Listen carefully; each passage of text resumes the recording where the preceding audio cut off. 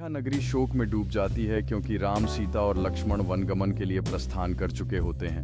भरत और शत्रुघ्न जो अपने ननिहाल कैकय देश गए हुए थे, पिता की मृत्यु और राम के वनवास की खबर पाते हैं।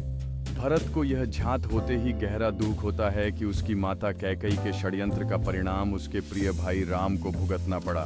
भरत अयोध्या लौटकर अपनी माता को बुरी तरह फटकारता है और स्पष्ट रूप से कहता है कि वह किसी भी परिस्थिति में राम के बिना राज्य स्वीकार नहीं करेगा।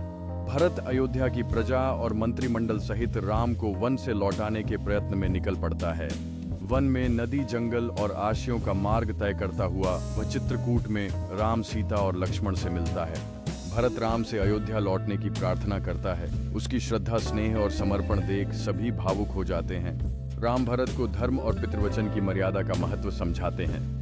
वे कहते हैं कि पिता का वचन निभाना पुत्र का परम कर्तव्य है। यदि वह वापस लौटा तो रघुकुल की मर्यादा भंग। बार बार आग्रह करता है पर राम अपने निर्णय पर अडिग रहते हैं। अंततः भरत राम की खड़ाऊ लेकर लौटता है और उन्हें अयोध्या के सिंहासन पर स्थापित करता है।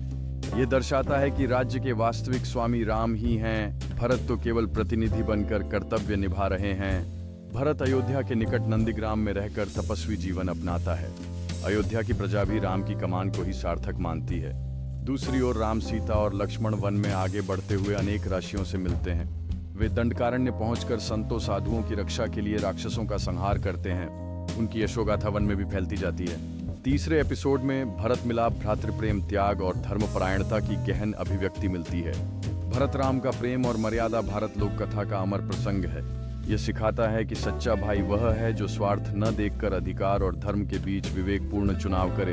यह कहानी आज भी हमें प्रेरित करती है कि परिवार और कर्तव्य के प्रति हमारी जिम्मेदारियां सर्वोच्च हैं। भरत और राम का संबंध दर्शाता है कि प्रेम में त्याग का महत्व कितना बड़ा होता है।